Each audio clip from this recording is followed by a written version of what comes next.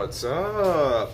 So, what is up with the saw blades today? Hey, I'm on something different rather than vehicles and whatnot. I am upgrading my saw to something bigger so I can rip trees. Hey, I'm making a movie here! So the first thing you'll notice is that the holes are not the same size, neither is the blade. Oh, it's not gonna work. It will work. I'm gonna show you exactly what to use. So, I've used this blade. This is a 10-inch, this is a 14-inch. And yeah, this blade's been good, but I'm trying to cut like actual chunks of wood so I can build stuff with it. And so I have to use a bigger blade. And so I'm going to use what I have, and then you're probably watching this because you're trying to figure out what you could use and how I did it. All right, so this washer, this is a special washer. It's a 1-inch reducer to 5/8. It's specially made and machined to fit just for this. So when I go to fit it in, it's snug. See how it sits in just like that? Okay. Yep. And then it matches the factory shaft on the motor. So now what I have to do is I'm going to use this, and I have to remove the under shield, which obviously is dangerous. So nothing I do is really safe. It just shows you that you can get by with, you know, with what you have, and a more sacrificing safety for danger. So hey, if you get hurt, not my fault.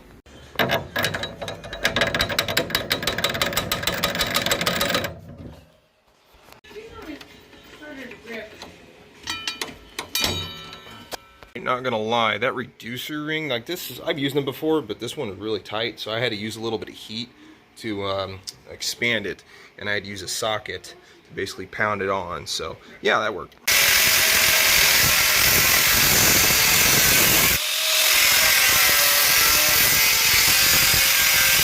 Done it. I've taken off the shield. Yay, now it's more dangerous.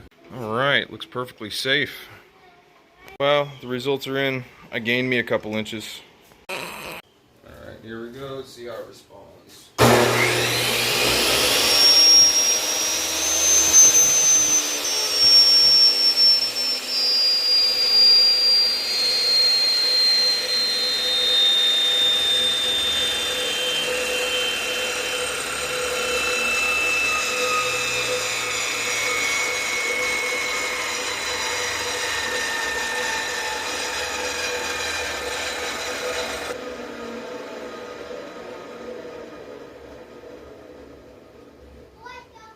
That took forever to stop.